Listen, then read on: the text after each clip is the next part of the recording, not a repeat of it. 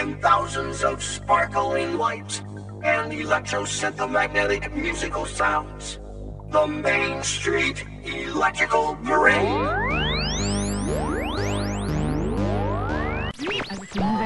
Mama, don't whoop little Buford. Mama, don't pound. The spirit of Epcot you've experienced today has guided the design of the entire 28,000 acres of the Walt Disney World Resort. It is I, Captain Hook. I'll show you what adventure really looks like. Let's say hello, boys. Oh dear.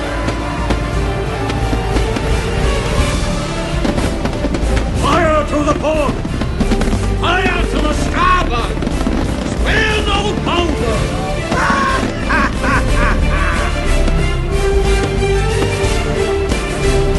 Do something, Your Highness, please!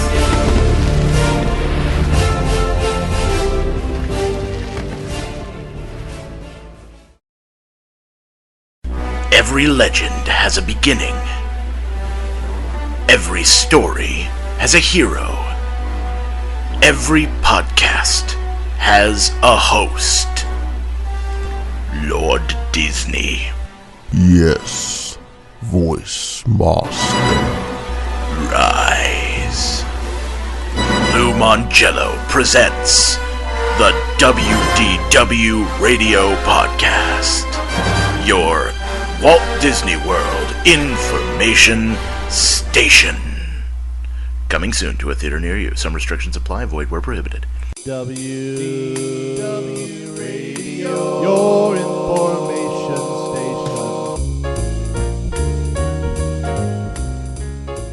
station. Welcome back to the WDW Radio Show. This is episode 15 for the week of May 20th, 2007. I'm your host, Lou Mongello, and on this week's show, it's going to be slightly different, as I had to produce the entire show by Wednesday of this week, as I'm leaving for Walt Disney World on Thursday. So, I'm going to skip the news and rumors just for this week, as not much really has happened since I've last recorded, but I promise I will pick it up again next week as usual. I do have a couple of fun segments this week that I think you're really going to enjoy. First, I'm joined by two Disney fans who share a love of Star Wars as well, Matt Hochberg and Jonathan Dichter, who help discuss the upcoming Star Wars weekends at the Disney MGM Studios. We'll talk about the special events, celebrities, characters, and merchandise, as well as planning for the weekend and tips for making the most out of the event. Listener Jared Mathis was able to obtain an exclusive interview with Don Dorsey, creator of such musical events in Walt Disney World as the Main Street Electrical Parade and Illumination's Reflections of Earth. Don shares wonderful stories and background of his work with Disney in the parks and lots of great information about many of the shows he created. I'm also getting a call from Margaret Tinkerbell Carey, who's going to be on board the Disney Magic with me this November for our trivia cruise on the high seas. She's going to come on to invite you to come aboard and talk about some of the events she has planned for the cruise and more. So, sit back, relax, and enjoy this week's episode of the WDW Radio Show.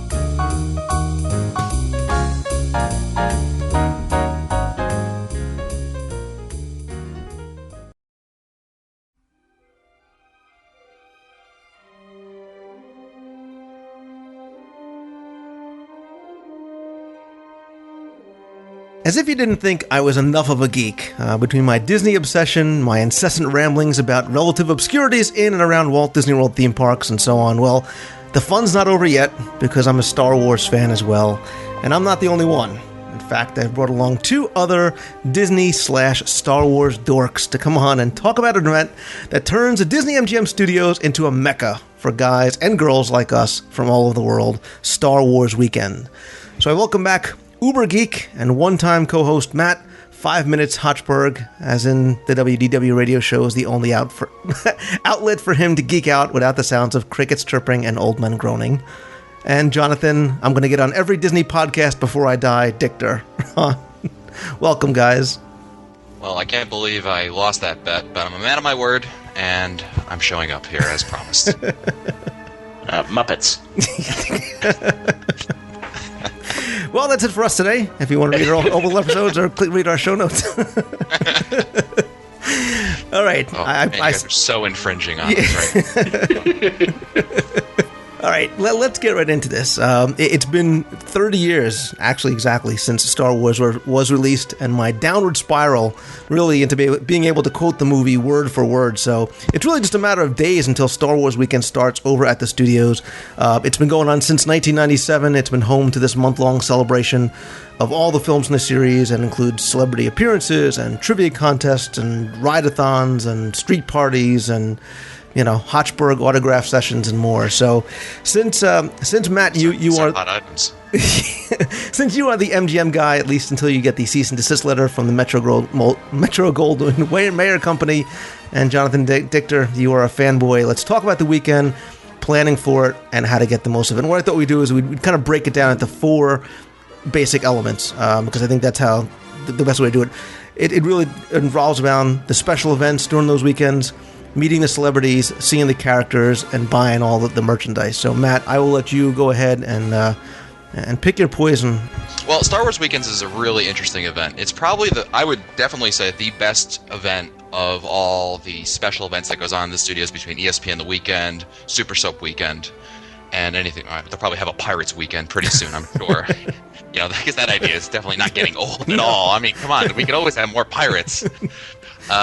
It's a really well planned out event, and really, when we're talking about the 4 things you mentioned, Lou, you got to understand Star Wars Weekends occurs on 3 days every weekend, and it occurs on 3 days for a reason. Unlike other events, you really are going to be hard pressed to be able to fit it all in one day. A lot of people go and say, okay, well, I'm going for Star Wars Weekends. I'll go on Saturday, and that's it.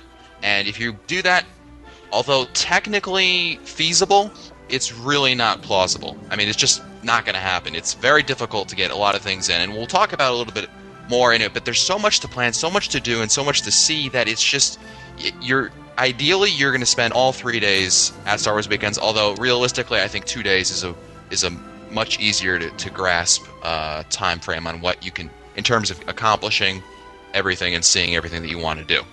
And just a quick mention, this year they run all through June. It's the 4 weekends in June 1st through June 24th, Fridays, Saturdays, right. And Sundays. That's right. The past couple of years, Lou, it's been in mid-May through mid-June, and this is the first time, in fact, that it's left that schedule since 2001.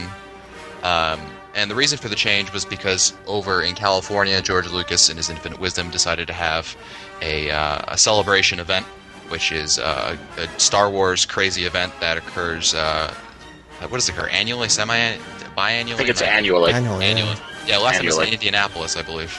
And you pretend that you don't go, but go ahead. My mom could drive me out there. Yeah.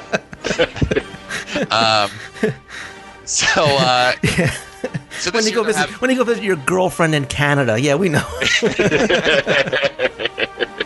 Listen, I'm this close to getting Princess Leia, okay? This close. But anyways, the celebration event is going on in May this year over in Los Angeles, and evidently they can't occur in the same time frame, so they pushed them back to June. Yeah, because there were years that there were 6 weekends it was going off. Oh yeah, I mean they used to have, it's a great point, Lou. In 2005 they had 6 weekends. In 2004, I think they had about 5 weekends, and 2006 they just kept it to 4. But this change in dates, I mean, it doesn't sit well with me. I like those May dates. Plus, June is just a more crowded time of the year. And if we had some kind of a, touring plan guru, he could tell you more about that. But we don't. So all we can tell you is, Luke can probably sputter out some stats from 2000. Oh, Lan, oh, we love you. Oh, Lan. Yeah, go ahead, Lou. I was going to say, so let's talk about some of the things. Let's talk about the different elements that make up the Star Wars weekends. How about we'll go with the celebrities first? All the different celebrities of Star Wars people that come. Yeah, well, let's definitely keep this moving, Lou, because your show's short and concise. I'm on a mission. I am on a mission to keep this 5 hours or less. Yes, you can do it. I'm trying. You see that I'm trying. So, where do you want to start with celebrities? Sure. Celebrities, and Jonathan, I don't want to, steal the thunder here, and Jonathan just, pulled a Newell and just sat in on the show and said nothing. Jump in here if you got something. I would say that, Muppets. There you go, well said. With celebrities, it varies from weekend to weekend. There's, each weekend you have a different set of celebrities with one host This is the second year in a row they're doing a host. The host this year is going to be the guy who played none other than I'm trying to figure Captain. Oh man, I can't think of his. I'm blanking out on his name here. Captain Typho. Oh my God, I was. You know what it was? I was trying to preparing myself to pronounce his last name because there's about 30 vowels and it's Jay Lagaya is how you pronounce it. He's the host this year. Last year it was actually Warwick Davis who hosted. He was of course best known as Wicket the Ewok. And he did a really great job last year. If you had a chance to go to any of the weekends, you probably saw him. He did a really good job. But Warwick's actually filming the Prince Caspian, the second in Disney's Chronicles of Narnia series, and he's got the role of believe it or not, a dwarf. Who would thunk it? Him and a dwarf. I never saw that coming. So he can't be taking it this year. You mean Warwick Davis, the guy that played Willow? Yes. Warwick Davis, the guy that's in Harry Potter? Yes. The guy who's in The Leprechaun? Yes. Thank you, IMDb. Nerd alert. Never heard of him. Yeah. The first weekend is like short guys' weekend because it's Warwick Davis, Kenny Baker, and well, I'm not going to make it, but otherwise I'd fit in there. Lou Manjo. That'd be great. Oh, please, someone Photoshop that, please. Hang on, I'm on it right now. There you go, Jonathan. Kenny Baker, the world's most famous trash can. Right. Kenny Baker was R2D2 for you non-over geeks like us. Or now, actually, all across the country, a very famous mailbox. Yeah. Yes, I saw this in New York. Yeah, I thought that was really well done. But anyway, Lou, I don't know about you guys, or Jonathan, I don't know about you guys. I think the best celebrity duo is definitely in Weekend 2. You've got Ray Park, who played Darth Maul, and he's also in X-Men. He was Toad in X-Men. Yeah. And you've also got Daniel Logan, who played young Anakin Skywalker. Or Boba Fett. One of the two. Or young. Yeah. I don't know. That's mgmstudios.org. Someone's still getting fired. That's what you get for having Len Testa do your research for you. No, we love you. But yes, Ray Park is really high. He's new this year. Daniel Logan has been back last year, but Ray Park really, there's a lot of buzz around him. He's supposed to be very interesting. He can karate kick you in the face if need be. But he's supposed to, I wish I was going for Weekend 2 just simply to see Ray Park. I think he's quite an interesting character. Rumor has it for that entire weekend, because of Ray's martial arts abilities, they are keeping Tigger out of the park. Great. All right, Weekend 3 is Jeremy Bulloch. He played the big Boba Fett in episode 4, 5, and 6, and Peter Mayhew, who was Chewbacca. Weekend 4 has Anthony Daniels, who's C-3PO in all the movies, and Bonnie Piesse, who was young Baru Lars in episode 2 or 3. So, Matt, tell us, for people who have never been there before, how you go about getting to meet these guys, getting to get autographs, because there's actually a ticketing system that you have to go through. Yeah, I mean, back in the day, they used to do standby tickets where you would just show up in a line, and it was just chaos. And now, it's still chaos, but it's a little bit more controlled. What you do is you go get a Fast Pass, and there's little Fast Pass distribution centers right by Indiana Jones. A lot of stuff actually goes on over there. And when I say Indiana Jones, it's really across from Sounds Dangerous. So that's probably the area you want to go to. And again, you go there, you'll get a Fast Pass. In the past, there's been 3 autograph sessions per day. So you'll have an opportunity to, in theory, see each person at least once, or double up on somebody. And what you do is you go there, just like, a Fast Pass for any other attraction. You go there, put your ticket in, and you get a Fast Pass. Now, the other thing is, unlike regular Fast Pass, what a great strategy if you go to, say, Tower of Terror, and your Rock and Roller Coaster's right there. So, you hand off your tickets to somebody in line, and, one person grabs the whole group's tickets and gets, Fast Passes for Tower while everyone waits in line for Coaster. Well, here you can't do that. They make you have to present the body, really. Produce the body, if you were, Lou Mangello in Law and Order type of sense there. So that's, if you're planning that, it's not going to fly. You're all going to have to show up there because it's so highly contested to get these Fast Pass tickets.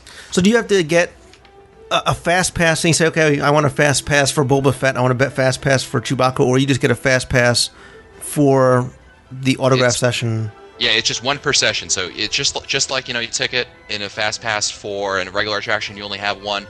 If you get one for, say, Peter Mayhew, then for session 1, you're locked out of session 1 for anyone else. So you have the opportunity. You got to pick wisely. As now, Indiana here's Jones my says. question. This might be a Len Testa question, but if I have a fast pass from last year's Star Wars weekends, can I use it this year? You see, that would be brilliant. Well, one of the things we have to mention, Lou, is of all the tracks that you have, because there's 3 tracks in the character. The characters are a little bit easier to get to, but merchandise, meeting the celebrities, and doing the events, you really have to prioritize. And if you want to do something like, if the celebrities are your priority, you need to get there absolutely positively as soon as the park opens. I'm not talking like getting there at 11 a.m. or stopping by after lunch. You will not find any tickets. You have to get there in the morning, and you have to get these things out of the way. So again, if you're interested in meeting these characters, rather celebrities, you need to get your Fast Pass ticket right when the park opens. And if you're going on the Fridays, when that's extra magic hours, although no Star Wars weekend events are operating, so there's no special events and you can't get Fast Pass tickets, you do have a distinct advantage because you'll be in the park already, and as soon as 9 o'clock hits, you can just go right over there and get your tickets. You'll have a leg up on everybody else trying to come in from outside. Well, there's the other advantage to getting to the park very early too is you get to see the stormtroopers at the entrance. And I know you've been ridiculed on your own show about this, but tell everybody what happens with the stormtroopers before the park opens. Well, first of all, I should mention the reason I'm talking about it on this show, Lou, is because I attempted to do a show about it. I was ridiculed with snoring sounds and sound effects in the background, the wrong sound effects from Star Trek. That people, come on, Jonathan. I mean, there's nothing worse than confusing Star Wars with Star Trek, right? Absolutely. I mean, it's heresy.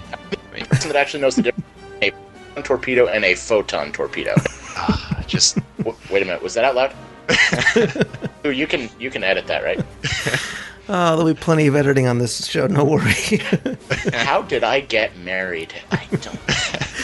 Well, we were mentioning the stormtroopers again, Lou, on the top, and they come out at about 20 to 30 minutes before the park opens, and really, this is one of the best events in Star Wars weekends, and it doesn't actually you technically don't even have to go to the park. You could just stand outside and watch it. And it's really a lot of fun. What happens is 2 stormtroopers come up on the roof of the entrance to the studios, right above the ticket entrances, and you go over there, and they do this little routine that they do every year. I won't wreck it for people. It's a lot of fun. If you haven't seen it, I highly recommend you getting there early just to see it. If you're not going, or you have, you keep your soul in a box and don't mind getting spoilers, I have a video of it on my Star Wars Weekend site, and you can take a look at it over there. Yeah, I'll link over to the mgmstudios.org site.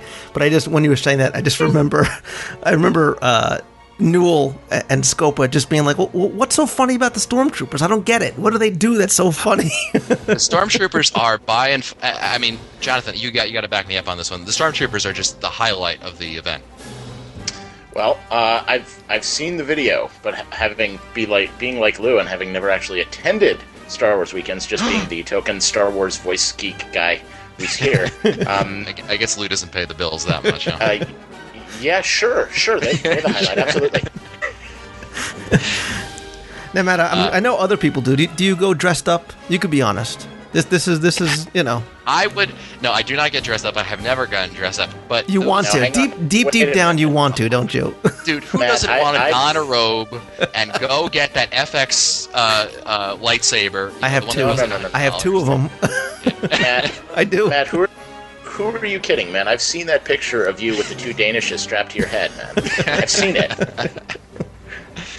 I'll make a deal with you, Matt. I'll meet you down there that weekend. You come dressed up, and I promise you I'll come dressed up, too. Right? Maybe a body double for Warwick Davis. Oh, that's not right. It's just harsh. What were we talking about? I have no idea. Well, we were talking about celebrities and stormtroopers and... getting dressed. Well, there was a point I was getting at. If you can get dressed, no masks for adults. That's a Disney World-wide thing there. I mean, it doesn't matter if it's Star Wars weekends or anything else. Kids, I think, are okay with masks.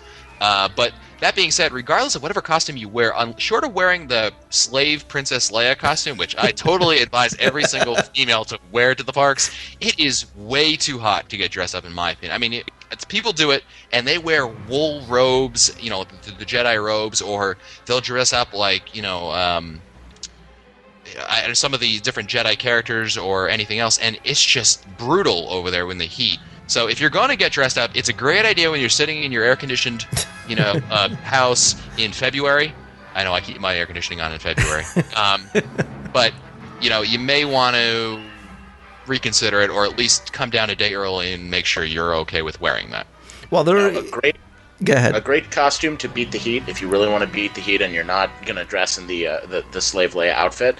I'm thinking the black under and then the brown robe over above, just throw some electric lights in the middle, go as a Jawa, and sure, you're covered head to toe, but that's another nice short. Cool. That's another dig towards me being short, like I'm a Jawa. I so was about to go there. You stole my thunder. The door was open. on that one. Yeah, like I never heard that one before. But all right, let's. We talked about some of the celebrities. We're talking about people getting dressed up. Let's kind of, I guess, transition right over to characters. You see how I'm trying to keep the flow of this going? Because there are tons of walk-around characters at the studios. Well, you would never have this show be long. Come on. It's beneath you to run over. Quick 20-minute shows, that's what we're talking about here, folks. Give us 5 minutes, we'll give you the world. Oh, please. Anyway, come on. Tell us about some of the... there's like 40-plus characters, Star Wars characters that you can see just wandering around the parks.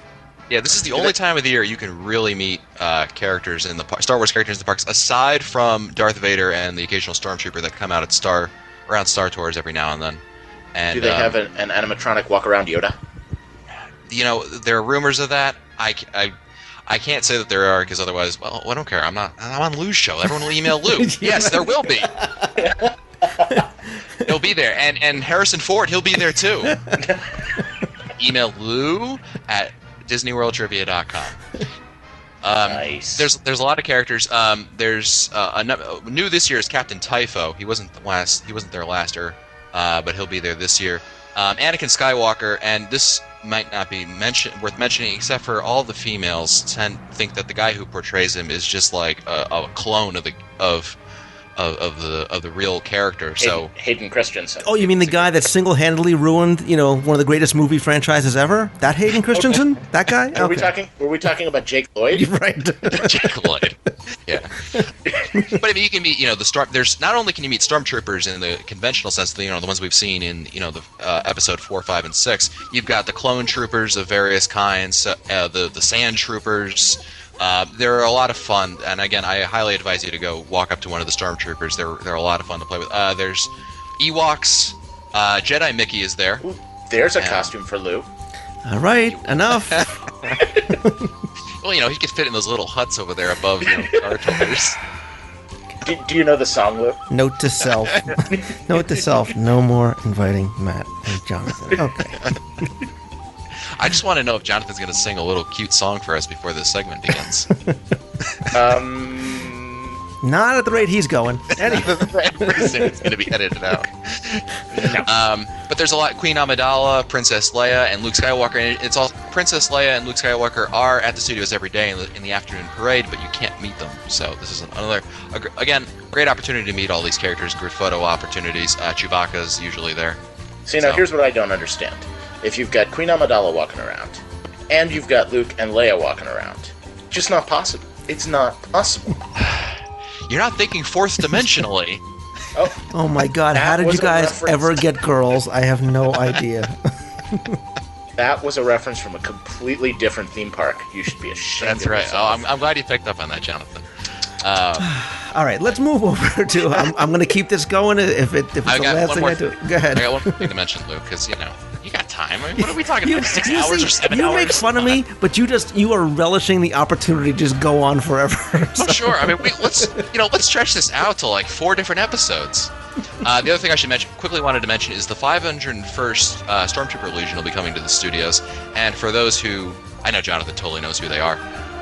But for the rest of the world out there who isn't geeked out, what the 501st are, they're what can best be described. They dress up as stormtroopers, and they do such a good job of dressing up as stormtroopers that Disney invites them to come to Disney World and march over there. And they're going to be there pretty much every weekend. They're definitely going to be there in force on the first Saturday. There's going to be 95 troopers over there at last count with a little less on Friday and Sunday. yeah, got that. The only thing it's interesting because well, clearly the imperial requirements for fitness have been a little lax since the last I checked. That's all I'll mention. Some of them are a little portly. Now we have a costume I could wear. So it's interesting. But these are all fans who dress up. It's really a nice addition. Cool. So keep an eye out for them. And you're going to be down there that weekend, right? Yes, I'll be down there on the first weekend, and if you're not going to be able to get down there, I'm planning on blogging live from over there. I've got all these neat little toys that I convinced worked that I totally needed. Not only is he going to be down there, Lou, the truth is that Matt Hochberg is actually a fictitious name. This is actually Jeremy Bullock we're talking to. Right. I'm stuck in the Sarlacc, from from episode 6. And so not only did you guys actually get girls, you weren't beaten up a lot in high school? Or all right. Let's move on to the events that take place, because for a lot of people, this is really the reason why they go down, because there's things there for kids, there's things for kids at heart like us and geeks and adults. So, Matt, talk to us about some of the events going on this year. A lot of great events. Unfortunately, the one event that is missing this year is the Who Wants to Be a Millionaire Star Wars Edition. Of course, the building's gone, so hence the attraction is going to be gone. But there are a lot of fun events. The highlight, I think, a couple events that really stand out, Lou, the Jedi Training Academy is great for kids. If you've got a kid about ages 4 to 8 or so, I think it's the perfect age for them. And what they do is they get up on stage. Disney gives them robes and lightsabers, and they train to fight Darth Vader, or in recent years they've also brought on Darth Maul, or a combination of both. And it's really a lot of fun. Kids love it. And if you're interested in doing it, it's important that you show up at least 15 to 20 minutes before the show time so you can get your kid picked. And the other thing is that your kid has to be very, very energetic. It's really hard to get into one, but there's one like literally every hour. So, but that's a really fun event, and one I really recommend. Even if you don't have kids, watch it. It's a lot of fun. And one you wish that you could do, too. You wish you could. I could so kick Darth Vader's butt, over there. I mean, there'd be all these little kids over there, out of the way, kids! And I would totally be like Anakin Skywalker in episode 2, and running over there, when he fought Darth Tyrannus and, got a little overzealous. With two blades at the same time? Oh, heck yeah. Oh, totally. I mean, Sweep the leg, Johnny. There are a lot of other great events. The trivia events. There's a trivia event for kids, a trivia event for adults. A lot of people are scared off by the adult one. It's not as bad as you think. It's only movie trivia, so you don't have to start, if you haven't read any of the books or anything like that, not that I would have ever read any of them, Matt, have you started the new Legacy of the Force series? No, I haven't gotten around to that. No, bummer, man. They're good. Okay, move along. Nothing to see here. Yeah. Anyway, if you're interested, if you think, looking for. the trivia is fun for the adults. They start out pretty easily. What's the name of the animal in episode 6 that swallows all the guys, and you're in there for 40 years, and of course that's the Rancor. Sarlacc. Oh no, the Sarlacc. So Rancor is the thing that comes out. Yeah, the beast, exactly. I'm just letting you guys bury. I'm just letting you guys bury yourselves. That's all. And then, by the time you get to the finals, we're talking about like who's the second lieutenant on the Death Star of the 4th Brigade or something like that, and then you're just you're just in Lou Mangello's zone. Right? Lou's trying to play it off like he has no idea, but he's been like drooling about this show all week. I'm trying to be like the coolest of the geeky kids. So. Yeah, he's got his cigarettes rolled up in his sleeve, and he's hanging out over there, and he spits out his trivia every now and then. And the other event I'll mention, Lou, because we can't go over, God forbid we go more than 8 hours, is the Hyperspace Hoopla, which is at the end of the night. A lot of people skip it because they figure, well, I've done everything. And what it is, it's a very fun event. It kind of wraps up the whole day. It's really best described as the closing ceremonies of the event, and it's held every night, usually about 6, 7 o'clock. Matt, last year they had an event called Behind the Force, The Saga Continues, which was a kind of a behind-the-scenes documentary about George Lucas and the special effects things. Is that something they have scheduled for this year, do you know? The Behind the Force has not been officially announced. Oh, no, it has been. Excuse me, it has. They have only a partial list of events. I thought that was one. Yeah, it is. They are doing that. It's actually a very interesting event. The Behind the Forge. It was last year was narrated by Warwick Davis. I'm not sure if Jay Lagai is going to narrate it or they're just going to use what Warwick Davis said. But it's a behind the scenes documentary looking at George Lucas and his creative team, and and how they made the quote unquote movie magic that went into the whole Star Wars thing. It's interesting. It's a lot of these things occur. First of all, it's in the ABC TV theater, which is just cool because you can actually go there. And they're actually doing something with it. So that in itself, for an MGM Studios nerd like myself, I just get a kick out of that. Isn't that where they used to do Superstar Television? That's right, and Doug Life. And the often forgotten Get Happy with ABC. So you want to talk about a costume I could wear? I was the skipper. Were you, really? Yeah. Wow. I was like 9. We could have a whole show about that, just venting about why they don't do anything with there and why Superstar TV should be brought back. Try doing that on WDW today and see what happens. They had something else cool last year where they had one of the sound stages on Mickey Avenue. They had a full-scale mock-up of an X-Wing that you could take pictures in front of, right? Yeah, they had one. It was you had two options. You could just go stand in front. There was a green screen behind it. You could take your picture for free, and that was kind of cool. But what they were trying to do is, of course, get you to spend money, and you would be able to stand in front of the mock-up of the X-wing, and there would be put a background in there, and it was actually very cool, Lou.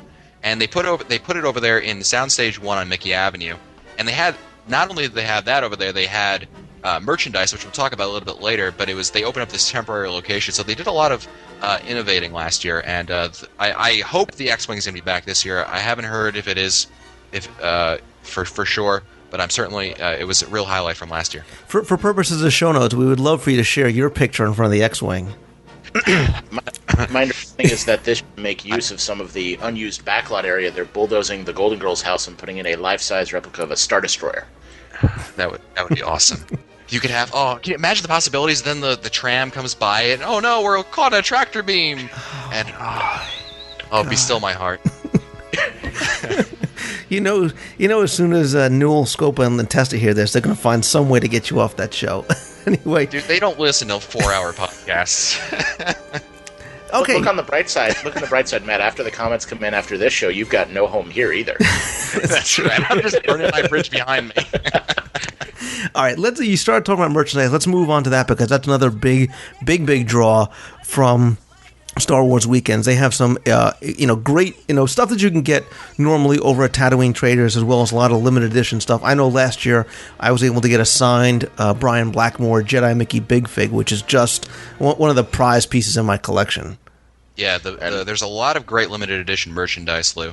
And this year they've got 4 new Big Fig figures. My favorite, I don't know if you guys have taken a look at it, it's got to be the Stormtrooper Donald. I think that one looks really nice. But, the Big Figs, and there's a number of limited edition merchandise ranging from pins to shirts to, in the past few years they've had the Darth Goofy plush dolls that sold out in like 5 minutes.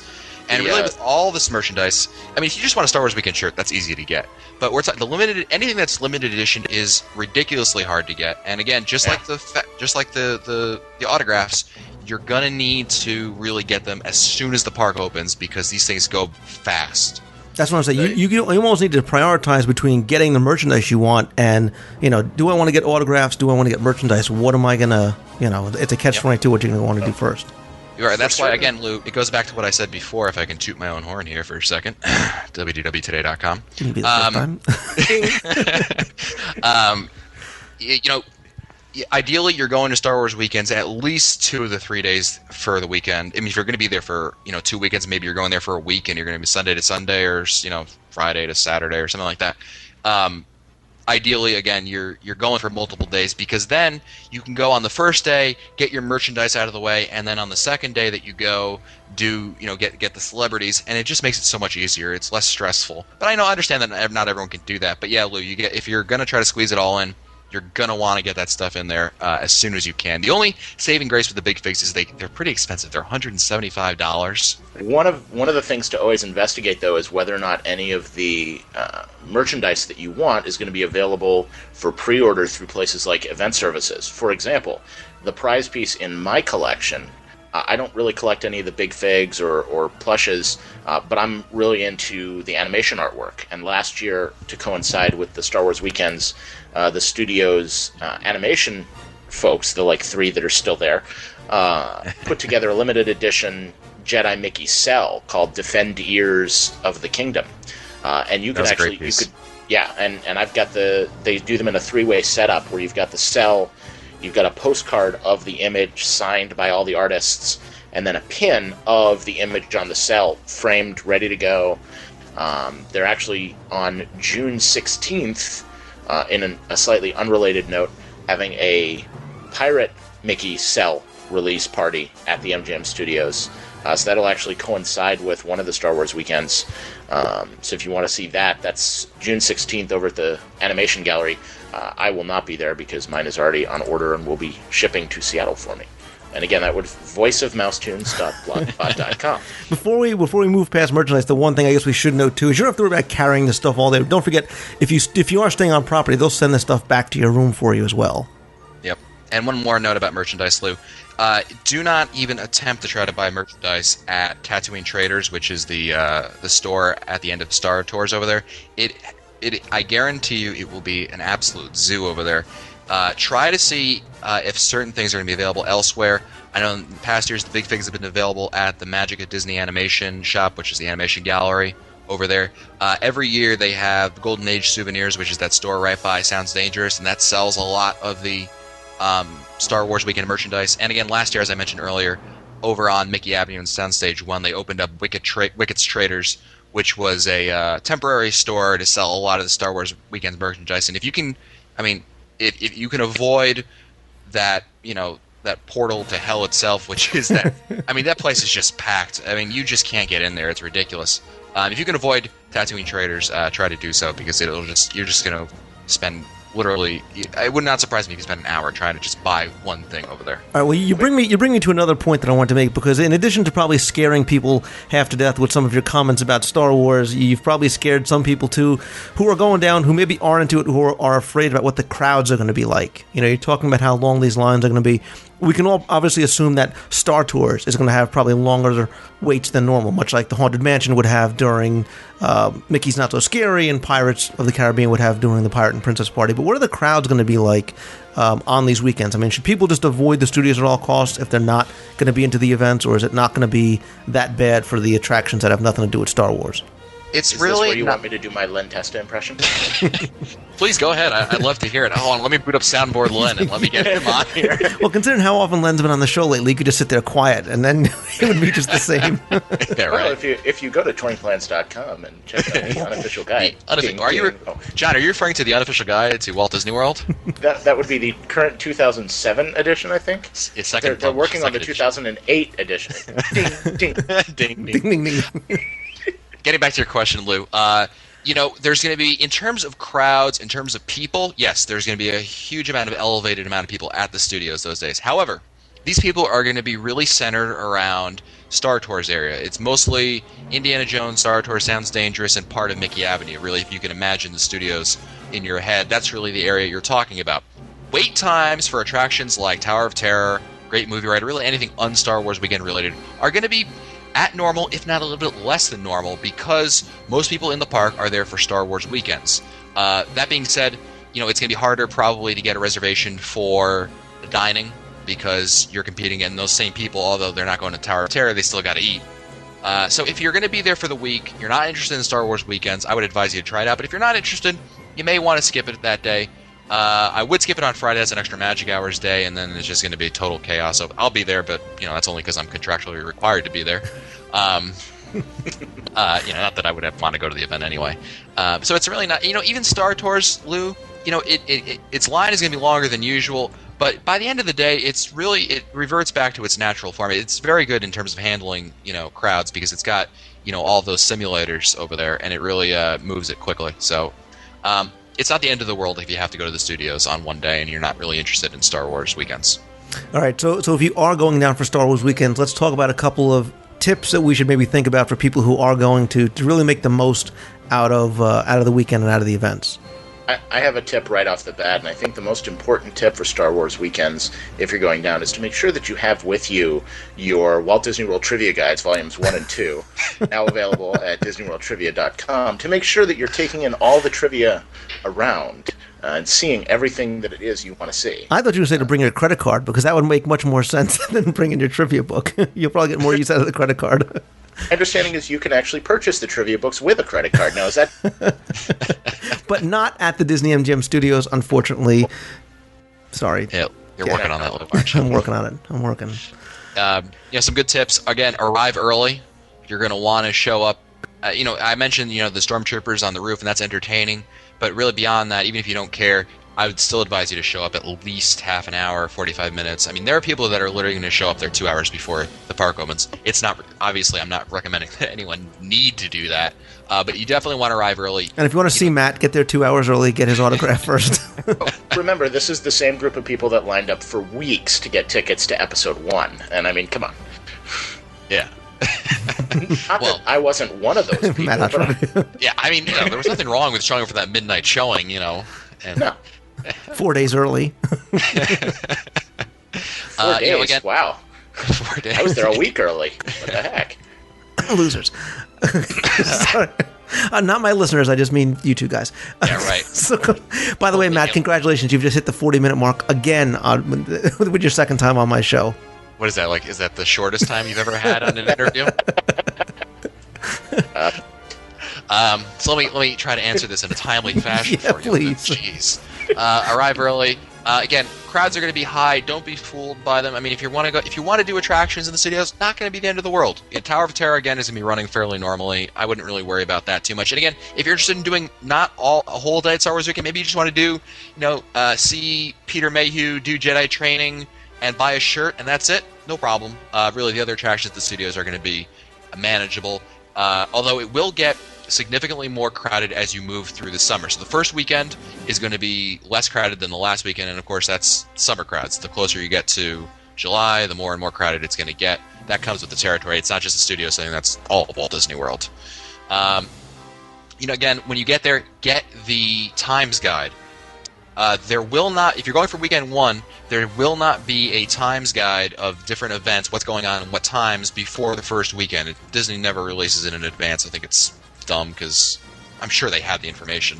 But if you're getting there, grab the information guide, look to make sure everything's what time. And again, if you do one thing above all else, and we've been talking about this before, have a plan for a general, what you want to do, prioritize what you want to do, and that'll make it so much easier for you. Yeah, and excuse me, on your site, I'll link to it. You have a list of a lot of other ideas and other tips, and a lot of really insightful things like prepare for the heat, do wacky stuff that will get you noticed, not necessarily getting into a fight or anything, but unusual stuff like wearing your hair in Princess Leia buns. Go to the bathroom often. Thank you for pointing that out. Will that get you noticed?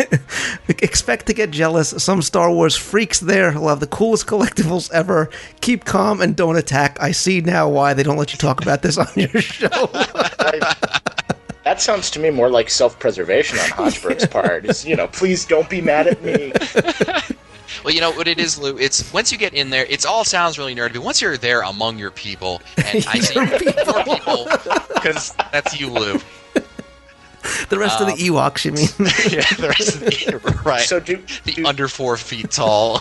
Well, that's it for us today. On this abridged look at Star Wars weekends. Stay tuned for another 4 hours of Lou Mongello yammering on. I see they're loading our navigator, Mike Scopa. We should be off and going any minute now. Matt, you actually do on your site have you do have some good information there about Star Wars weekends. Good information. Thanks, Lou. What a glowing recommendation. He's got some stuff. It's okay. Some good information. No, I'm only kidding. You got a lot of great stuff on there. You got a lot of posts. You got a lot of pictures. You do have the video of the Stormtroopers, which you should go and check out if you can't make it down, because I do agree it is pretty funny. I'll put a link up to mgmstudios.org. Jonathan will also put a link over to, don't worry, I'm going to say voiceofmousetunes.blog. You got to change that, by the way. Voiceofwhatever.blogs.com. Guys, thank you for coming on for the show that I had promised was going to be, for the segment that I promised was going to be 20 minutes long, 45 minutes later. Okay, terrific. Guys, it's been real. It's been fun. No, seriously, thank you very much for coming on and getting a little geeky with me, talking about some Star Wars. So, Excellent. Hey, Matt. Yes, Am I cool enough to guest on WDW today? Oh, I so saw that coming. Well, after we brought Lou on a few times, we really had to ramp up our guest previews, because we really got to make sure that they don't stink it up like some people that come on there. I don't have a book. I don't have a podcast. I haven't really done much of anything, but I can make fun of almost everybody. Well, then you fit the Mike Newell criteria. Welcome aboard. All right, guys, cue the music. We're out of here. See ya. Help me, Obi-Wan Kenobi. Was that Mike? Stole my Sia. Stole my Sia. Her name was Leia. She was a princess with a Danish on each ear and Darth Vader drawing near. So R2-D2 found Ben Kenobi. Obi-Wan. He'd have to put the Death Star plans into the rebellion's hands. So Luke and Obi-Wan had to get to Alderaan. So they stopped into Mos Eisley to have a drink with Han at the Star Wars Cantina. The weirdest creatures you've ever seen.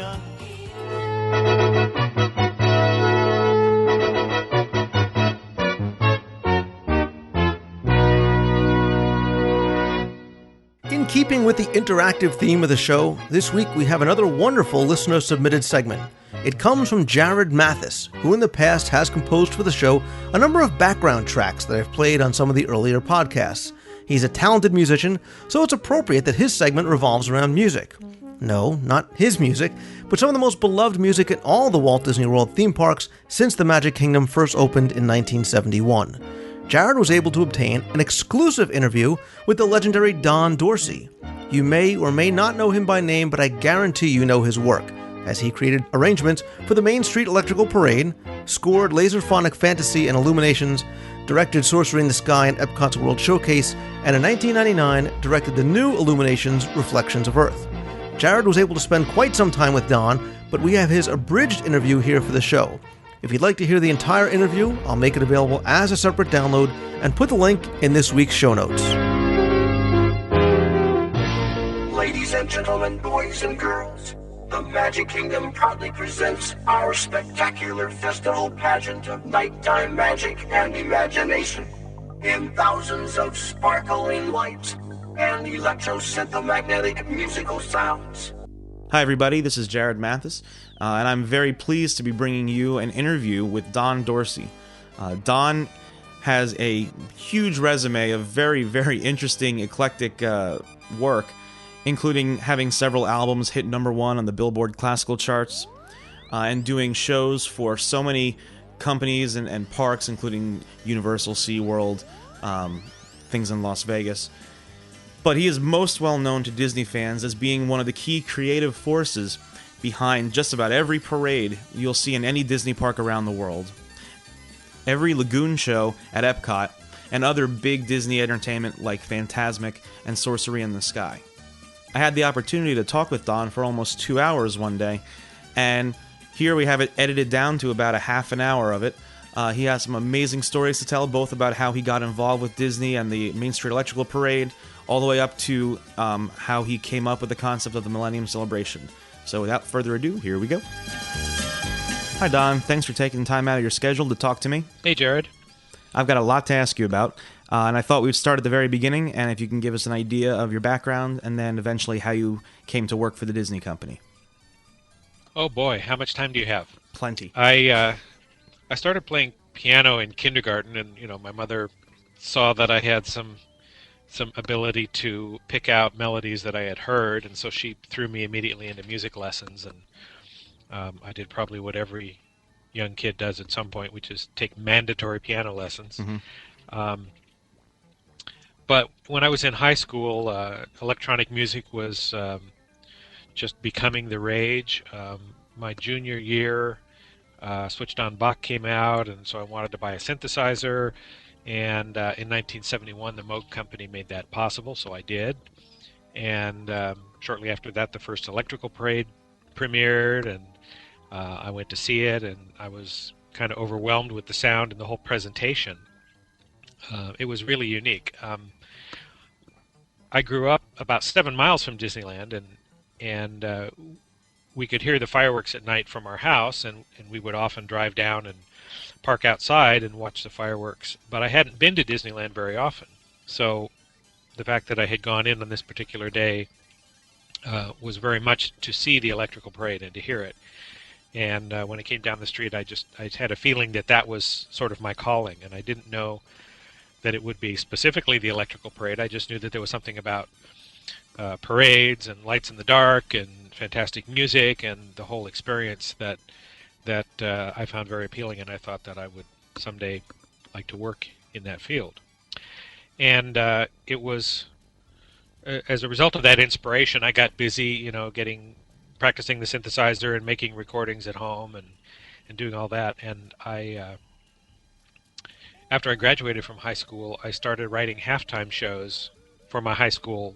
Mm-hmm. And of course I had the synthesizer, and being a kind of a crazy guy, I said, hey, why don't we use a synthesizer in a halftime show? And they said, we don't have enough extension cord.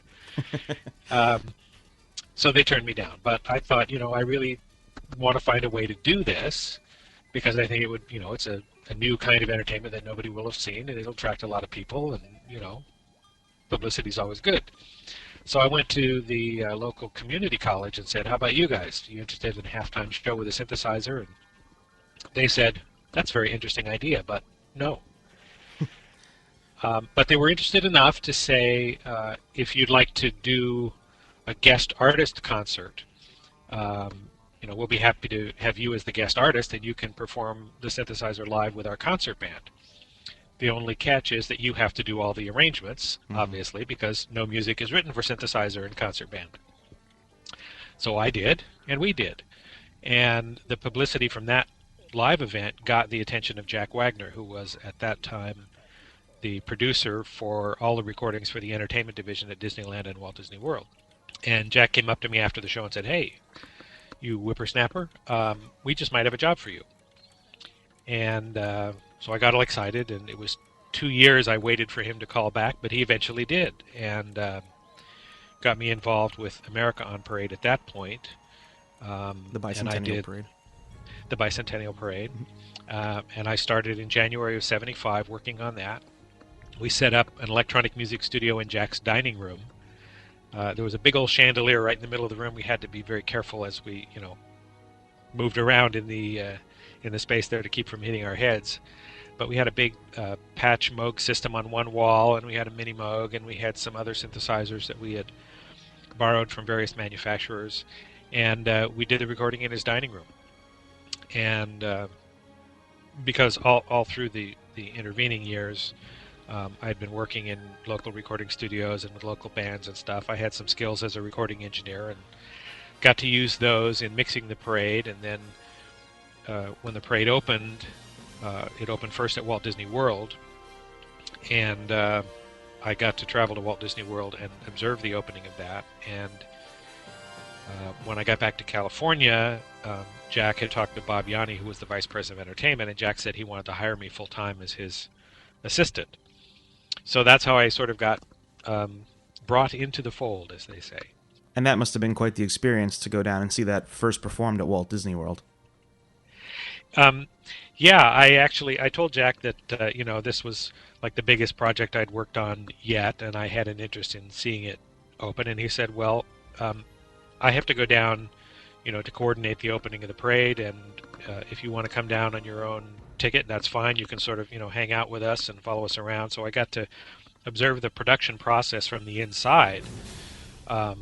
He actually sent me a day early, and I hand carried the master tapes for him.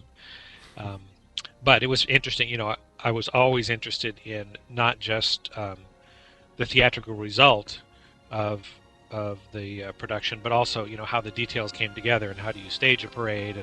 And the infamous 7.5-minute introduction was a task that was actually given to me right away. They said, okay, we've got this very long intro that has to end as the parade reaches each point in the park. How do we do that? And the task fell to me to figure out how to actually make that work. So for most of 1975 and 1976, I actually stood on the rooftop at Disneyland with a stopwatch calling out the audio cues to the technician, who would then, punch the right tapes and turn the right knobs. to make it happen. And that was sort of the beginning of the gestation of an idea of a computer-controlled parade system. Is that what we know as Mickey Track today?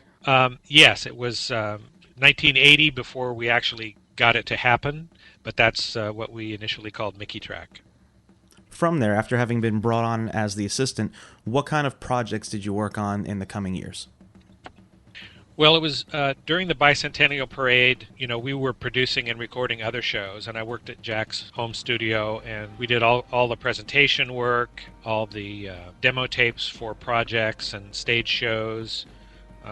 I think there were Kids of the Kingdom productions going on at that time. I was in the studio with Jack. Anytime there was a recording, I was the engineer. I was at his house doing editing and post-production, laying in sound effects, making reference cassettes, any kind of everything from the glamorous to the nitty-gritty dirt work. And it was interesting that you told me that at that time, Jack was doing a lot of the character voices in the park because they weren't paying for the original actors. Yeah, in the early days, as I call it, the late 70s, early 80s, the theme parks were sort of disconnected creatively from the studio. There wasn't the kind of synergy that we see today because they weren't really making the kind of classic animated films during that period. So we had Mickey, Minnie, Donald, Goofy, Chip and Dale, sort of the basic characters taking part in parades and stage shows at the parks, and the studio just wasn't involved at all. And Jack discovered that he could, either by just altering his voice or by using variable speed tapes or different kinds of processors, could get close enough to the character voices that it served the needs of the park. And it saved them a lot of money because if they had used the film talent, then they would have had to pay them union scale, like for a television or a motion picture, and the usage wasn't really comparable. A theme park stage show isn't the same kind of thing that a major motion picture release or a national TV show is. So, Jack did audition, and they said, that's fine, go ahead and do that at the parks, and we'll worry about the important stuff, as they said. Mm-hmm. So Jack did most of those, all of those that he could out of his home, and then occasionally we would go hire additional voice talent if there was some specific need that Jack couldn't perform. Now, one of the things I was most looking forward to asking you about is the development of the Millennium Celebration, Reflections of Earth, the Tapestry of Nations, and I would love to hear what went into the development of that, because I know it is such a beloved show and parade and experience for so many people. The Millennium seemed to me to be a great opportunity for something, and I didn't exactly know what, but at the end of the 1980s, after we had opened Illuminations, and people started to say, well, the Millennium's coming, it's only 10 years away, and Y2K and all this stuff, I became very interested in trying to figure out what the Millennium meant. If there was going to be some massive or large-scale entertainment for the Millennium, what does it mean to people? What is the significance? So I started my own sort of personal inquiry and thought process in around 1990. And, the closer I felt I was getting to something, the further away it seemed. And by the time Disney started to seriously think about what they might do for the Millennium, it was already 1996. And I had been working with Tom Craven and the WDI R&D people on the Air Launch project. And Tom asked me if I could come up with a concept for the Millennium and air launch fireworks, since it was a completely Disney-developed technology.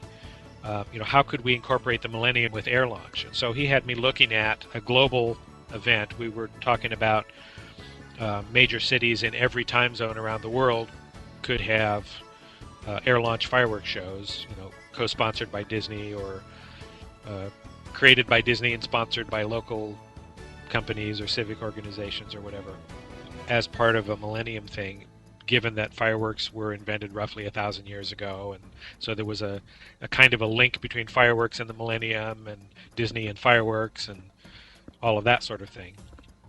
And I actually pitched a global concept for the Millennium that involved not just the round-the-world fireworks shows, but transforming the hub areas of each Disney Magic Kingdom designed park into a giant sort of, I'll call it Stonehenge, but that's not really what the idea was, but a gathering place where there would be prime viewing for a fireworks show that would surround you 360 degrees around the hub and over the castle, and also around the world and all this. It was a really big idea. It at the highest concept level, it involved the studio, it involved the cruise lines, it involved everything. It was a massive, I'm surprised that they even gave me a serious time of day when I walked in the room with this big idea. But so they said, well, let's just kind of concentrate on what we know we can do, which is, let's look at this fireworks thing. And at the same time, I got involved with the studio through Richard Nanula's office, looking at corporate plans for the Millennium. And there was some talk about a small world tour and some other things, and I pitched a couple of other ideas that got shot down. And it ended up coming back to Epcot. And when the company decided Epcot is going to be sort of the Millennium Place because it represents the world and all of that, now we have a way to sort of focus our energy and figure out what this is. Well, against this backdrop, I had already been thinking about the Millennium for 10 years and figured out that the Millennium story, if you will, is about us as humans. It's not really... It is, in one way, a moment in time, but it's really about humanity, and it's really about what we as human beings do. And that ultimately led to the phrase, "we go on." The phrase "we go on" is not a rah-rah, jump up and down, engage the Millennium kind of statement, but it is a clear and true statement of what we do as human beings. We survive, we go on, we find a way to move forward. And when Disney marketing came up with the idea of Celebrate the Future hand in hand, my interpretation of that is not just hand in hand with our family and friends, we move together into the future, but we also join hands across generations as we move forward. And that was where the idea of telling stories and passing on traditions came from. So I used the storytelling context, which is timeless, to frame the entire show. And that, of course, led to, sitting around the campfire, relating stories, talking to your kids, all that sort of good feeling stuff. And that's how the generic framework of the show came to be. I wanted to feature the Earth as our home and talk about what was important to the Millennium, which is basically us, humanity, moving forward across whatever boundary, through whatever problem, into the future, hopefully a better one, without being, too rah-rah, gung-ho about it, because the show had to last far beyond the actual Millennium. And if you were saying, yay, it's the Millennium, and it's 2002, that's old news. Mm-hmm. So to keep the concept very clean and very simple, it was just, we go on. That's how that came about. One of my favorite aspects of the Millennium Celebration is the music. And I know you got British composer and conductor Gavin Greenaway to write the music. And on the liner notes it says, music produced by Hans Zimmer. Okay, here's the inside story on that, and I don't know if I'm supposed to tell this. Hans Zimmer and Michael Eisner had, at some point, made a deal that Hans would do the music for the next Lagoon show. When it came time to actually collect on that promise, Hans was very busy. We had met with him a couple of times and invited him to come to Florida to see the existing show and experience the lagoon and understand what the context was so that he could write something appropriate. And he had committed to a specific date, and something came up and he wasn't able to attend. So we postponed for a couple of months and set another date, and something came up and he wasn't able to attend. And so we were pretty far along in the concept and technical development of the show, but the music really was the anchor for me, and I felt that we really needed to know what the music was going to be before we added the final touches to the show. Mm-hmm. And he said, well, I can tell that because I'm busy and you really need to have this, maybe I ought to pass it off to somebody. So he kind of found Gavin for us. And at that time, I didn't know anything about Gavin. He didn't know anything about us, but we sat down and we talked through the show, and he seemed to have a good grasp on it. I, laid it all out for him, said, we go from here to here to here. It takes this much time. We have to do this. It feels like this. And he went away for a couple months and came back with an absolutely brilliant first draft. And then over the next couple of months, we worked on the sections that needed further development and polished it up. Suddenly it was finished, and it was great, it was perfect, and the show fell into place around it very, very nicely. In addition to overseeing the general concept of the show, I know you also wrote the lyrics to We Go On and Promise, and maybe you can tell us a little bit about that. The lyric We Go On, the actual phrase, was something that I had not really verbalized until the producer that had been with me from the beginning of the show to about halfway through was removed from the project against my wishes, and for whatever reason I won't speculate on here, but he was taken off the project. And of course, having helped me give birth to this concept and this idea and gotten the whole thing off the ground, he was kind of frustrated. And I was flying home from Florida and stopped over in the Dallas airport, and I gave him a call, talking, and through the course of the conversation I said I've done everything I can do, and all we can do is go on. And didn't think about it right at that moment, but as soon as I got back on the plane, I realized that the phrase "We Go On" was the encapsulation of the idea. And so in the 2 hours between Dallas and California, I wrote that lyric. Promise came out of the need to have something to play after the show as people walked out. Mm-hmm. And it was sort of the pop tune under the end credits kind of idea. Mm-hmm. Gavin and I had tossed around a couple of ideas about writing another song or whatever, and I said, well, the concept is really the same. We can adapt. We can take the theme from the Tapestry show, use that as the verse, and then we can use the We Go On idea as the chorus and create a song that really links both events together and represents both as the people are walking out, because they will have just experienced both of these. And so that's what we did. And while keeping the main concept of We Go On, I wanted it to feel like a wedding. We're marrying the past to the future with this moment where we stand here right now. And I always had in mind that this song would be a wedding song of some form, even though it wasn't going to be about getting married or anything like that. But without having ever told anybody that, I started getting emails from people asking me to use it at their weddings. So it must have worked. Is that where the whole concept of promise came from? Well, it came from, thinking about, the promise of the future and the stewardship of the planet and keeping traditions. And it came out of all of that. I mean, it's hard to distill 10 years worth of contemplation about what it means to be human, what it means to have a planet where your life can be sustained, what it means to have food and shelter and fun things to do and good people to know. There's so much wrapped up in a 12-minute presentation. The challenge was really, how do you cut down the history of a planet to 12 minutes of presentation and have it carry an impact? And that was the task, tell a story, tell it short and sweet, and make people enjoy it. Well, I think everyone would agree it's a huge success. I think the trick is, those of us who are older than others of us, I grew up in a television age, but I know from listening to old radio broadcasts that the power of the imagination is incredibly strong. And when you listen to something rather than look at it, you have a more perfect experience because you create the experience you want in your mind. And it's how you feel it and experience it in your mind that has incredible power. So I didn't want to present a literal history of the planet Earth because everybody has a different view of what's historically significant.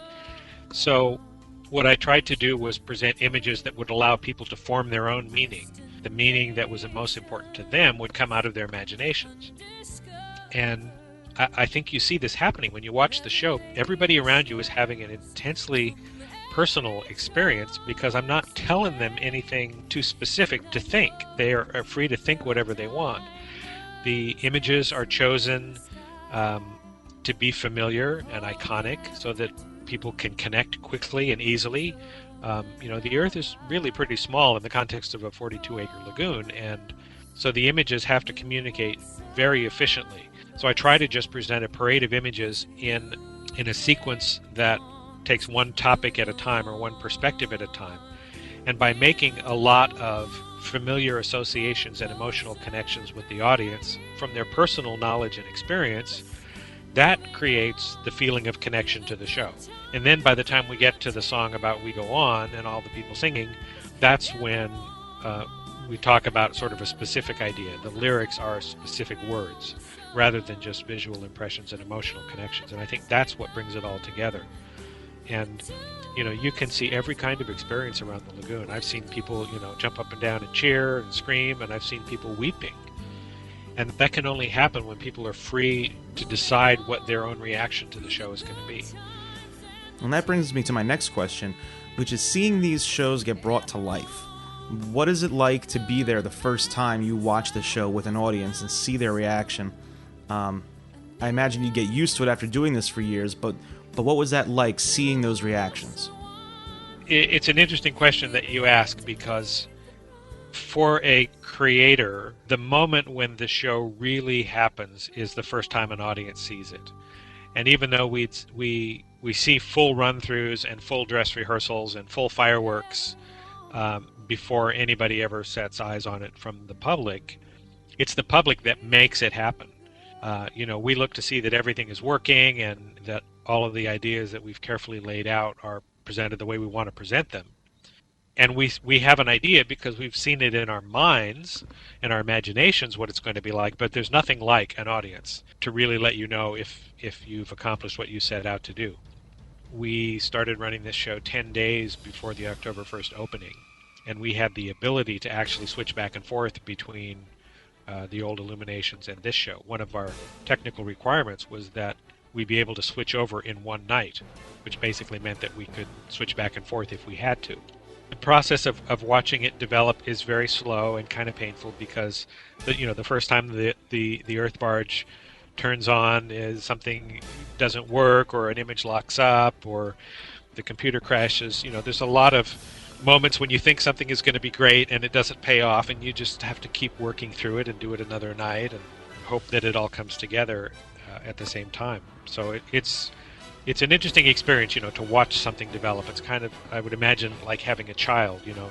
Someday they're going to be a vibrant, productive adult out making their way in the world, but you got the whole childhood thing to go through first. Mm-hmm. And some of that, can be messy or annoying. We have our terrible twos in the show business as well. And then what is it like the first time you see the show with the audience? What kind of vantage point did you have to watch the first performance? The first night that I actually saw it with an audience was a soft opening. Mm-hmm. And it was, we kind of sprung it on the audience, and they didn't know that it was going to happen, and it just happened, and all of us on the production team were sort of standing around with our fingers crossed, biting our lips, almost afraid to look for fear that something might not function properly. And then suddenly it was over and everything worked, and or mostly worked. And I don't really remember the soft openings very much, but I do remember the press opening day, because I was running around all day doing interviews with radio stations and TV people and press people. And then when we actually got to showtime, it was kind of a relief from the hectic activities of the day, and I actually watched from the roof of Mexico with the stage manager. And Gavin watched from somewhere else. I think he was at the UK with his wife, maybe because he's from there. Mm-hmm. And we had agreed to meet at the Mexico Pavilion following the show. And I came down from the show, and I was happy, and it seemed like the audience had appreciated it, but I hadn't been down with the people. I had been up on the rooftop watching. So I came down, and Gavin came running up to me, and he just looked at me and he said, "I had no idea." Wow. And that was a fun moment, because it's then that you sort of realize that the kind of work that I do, the business that I'm in, there's kind of no way to communicate to somebody else what your thought process is in any kind of detail.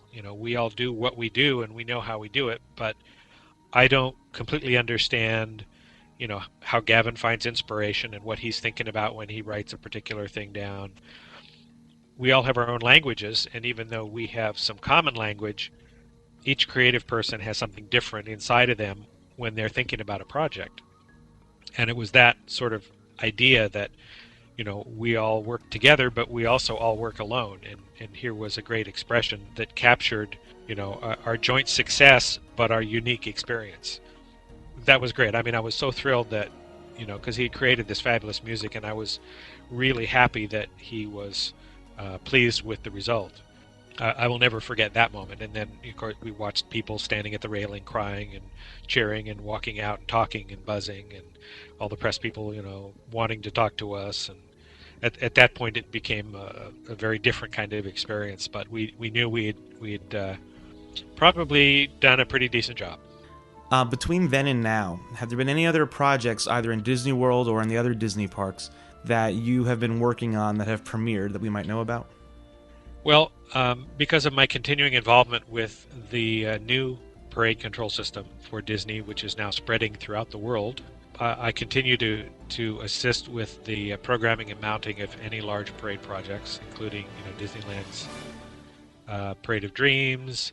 I helped open the Hong Kong park because we installed our control system there. We did a parade called Disney on Parade.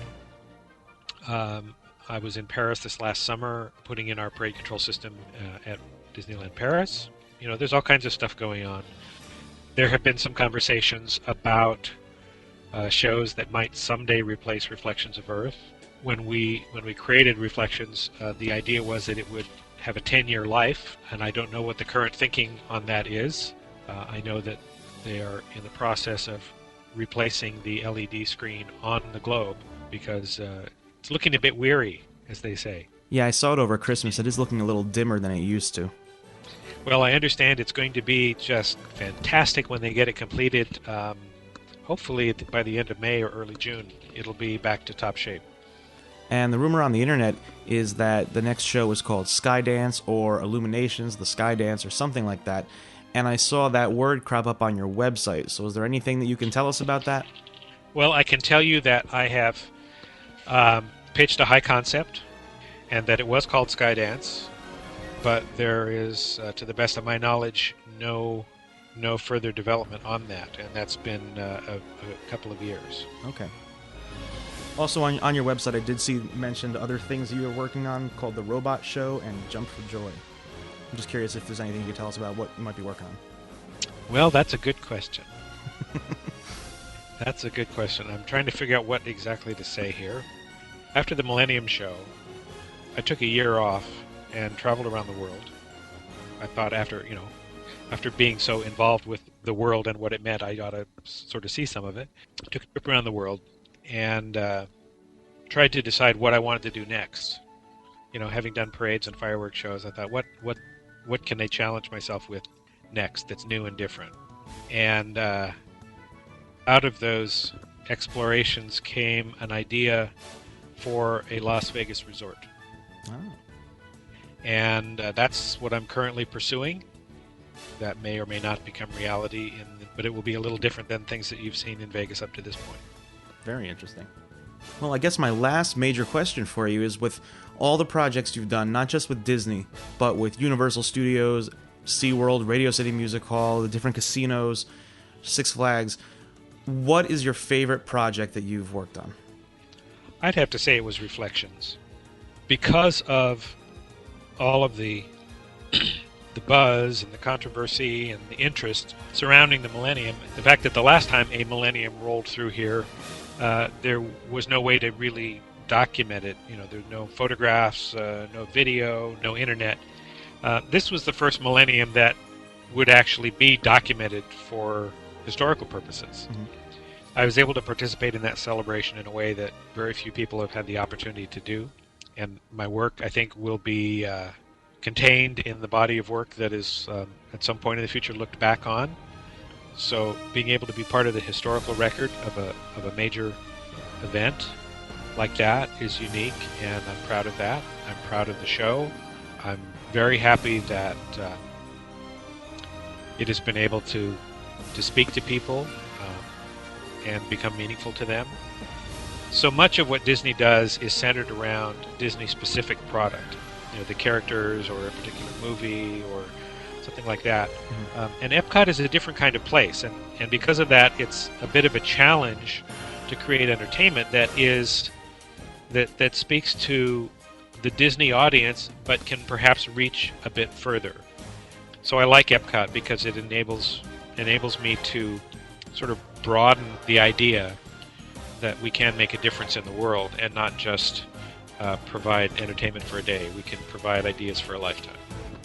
Okay, Don, well, thank you so much for talking with me today. I know your work is so appreciated around the world by so many people. And I saw the most quintessential quote, I think, on your website, and it was a quote by you, and it said, "We're going to need a bigger sky." And I think with you dreaming and creating these shows the way you have been, those skies are going to be filled with some amazing things for years to come. So thank you so much, and thanks for taking the time to share that with us. My pleasure.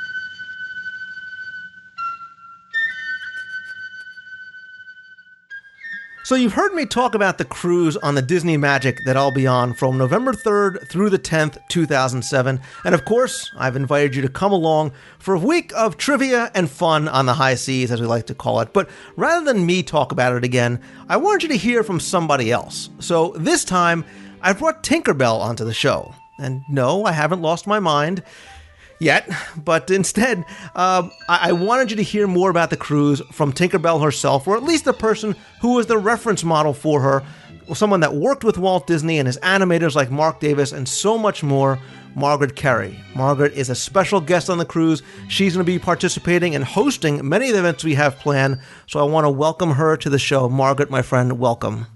Well, thank you kindly, Lou. I think this is really going to be exciting. Right? I am very, very excited about it. And that's why I wanted you to come on, so you can maybe tell some of the people about what some of the things we have planned. Don't tell them too much, just tease them a little bit, because there are really a lot of things that we have, special stuff going on for the group. Well, I want to let them know immediately that Tea with Tinkerbell is not your high tea with your little pinky sticking out, This is a fun time, and you don't have to drink tea if you don't want. But we're going to sit around and chit-chat and have the loveliest time and answer questions and look out at that gorgeous sea, and all of us thinking how lucky we are to be there.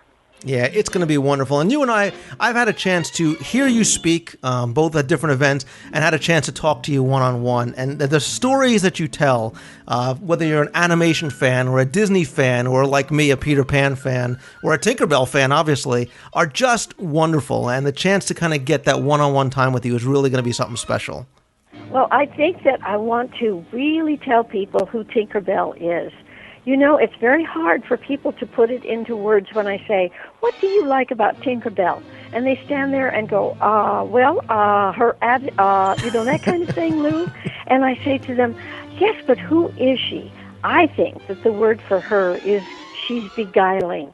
Whether she's good, whether she's very bad, as James Barry talked about her, she beguiles you. She takes you into the adventure, and that's what we're going to do on the cruise. We're going to have little adventures here, there, the other place, surprises. I can join you with a little bit of trivia. Now, I know your work is with mainly Walt Disney World trivia, which is just, I'm fascinated with that. But maybe we can even go farther back, like maybe 1951, 1952, and talk about a little trivia there with Mark Davis and Jerry Geronimi, who is a director who I worked with, and some things with Walt Disney, and of course his wonderful brother Roy. Yeah, and me being the Peter Pan fan that I am, they just re-released the DVD. There's a new movie coming out. There's so much. It's great timing, and like I said, there's so much more going on too. We're going to have trivia games. We're going to have book signings. Hopefully your book will be out by then. We've got private dining in special locations. We've got special Castaway Key parties, pirate events. I'm going to do some live podcasting on the ship that I'm sure you're going to be a part of. The people who are putting the cruise together and Disney have some pretty special things planned. We talked about the fact that you're going to be able to participate in these events and get some earned keys. If you win events or you participate, and who knows, at the end of the trip, one of your keys could open up a huge treasure chest that's going to be filled with all kinds of Disney surprises and merchandise. There's stuff for kids. There's going to be little treats from Captain Jack Sparrow. There's going to be treasure hunts, pin trading, so much more. And of course, we talked also about the chance to win the $500 Disney gift card at one of our private events at the beginning of at the cruise. So there's a lot going on, and it's definitely going to be a lot of fun. There's a lot going on, Lou, and I think that you could put it all together that this is going to be one really magical time.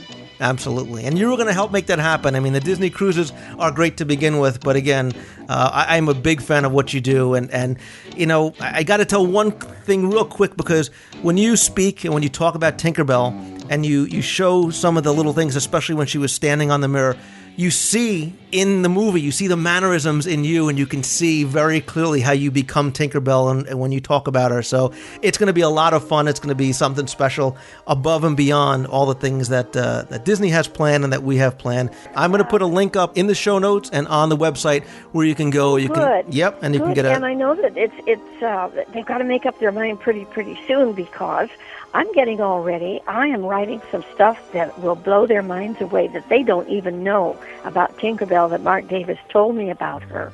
Oh, I can't wait. It's going to be a lot of fun. We're going to be going to Key West. We're going to go to Grand Cayman, Cozumel, Castaway Key. It's just going to be a lot of fun. So again, Margaret, thank you. I can't wait to see you in November. I'm going to put links up in the show notes page where you can get more information. You can get a free, no-obligation quote. And of course, we hope to see you on board. And while we're still talking to the nice people that you're talking to right now, I'd like to send them a little faith, a little trust, and a whole bunch of pixie dust. And I want to wish you a happy anniversary of your 21st birthday again. Oh, thank you.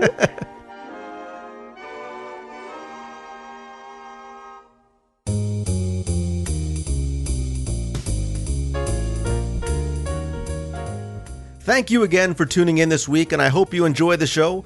I also want to thank Matt Hochberg from mgmstudios.org and Jonathan Dichter from thevoiceofmousetunes.blogspot.com for their fun discussion all about Star Wars weekends. Thanks also to Don Dorsey for coming on the show, and of course, Jared Mathis for arranging and conducting the interview. It's not every day I get a phone call from Tinkerbell, so I want to thank Margaret Kerry for calling me this week and coming on to talk about the cruise in November. A big thanks, as always, to you, the listener, for your time, for listening, and always supporting the show. Don't forget to visit the WDWRadio.com website for more information about all the topics we discussed on this week's show, photos, links, older episodes, and more. There you're also going to find links to other friends of the show, but I do want to mention one specifically, and that's Jeff from themeanderingmouse.com, because if you like our Epcot retrospective series celebrating Epcot's 25th anniversary that I've been doing with Jeff Pepper, I think you're going to enjoy some of Jeff's work, where he takes a similar look at some of the original Epcot attractions. I'm going to link to his site and podcast and point out which episodes specifically cover those topics. On the website, you're also going to find links to our friends over at the Magic for Less Travel. There you can get a free, no-obligation quote for any Disney vacation. They offer outstanding service, which is completely free. They check for discounts on your reservations on a daily basis and have tons of great promotions going on right now.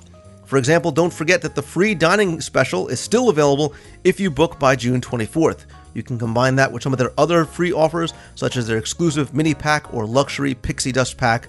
Summer annual pass holder rates have been released, Florida resident discounts, and more, so contact them with any questions or trip planning inquiries you might have. On upcoming shows, I have more in the Epcot retrospective series, interviews, trivia, new contests, a ton of your listener feedback to get to, and more. Don't forget that I'm still looking for your input on the next of the 7 Wonders of Walt Disney World, which I announced last week as being the cast members. So I want you to share your stories by calling the voicemail at 206-202-4WDW. Remember, you can also email me anytime with questions, suggestions, or comments at lou@wdwradio.com. Please come by the forums at DisneyWorldTrivia.com to talk with other listeners and readers about the show. As I say, it's fun, it's free, I'd love to have you come by and be a member of what we consider to be the happiest forums on Earth. We're just about to hit the 20,000 member mark in just over 3 years, so there's lots of fun things going on there all the time. Thank you again for tuning in. Please help spread the word to your friends and family and on other communities. Have a great week. See ya!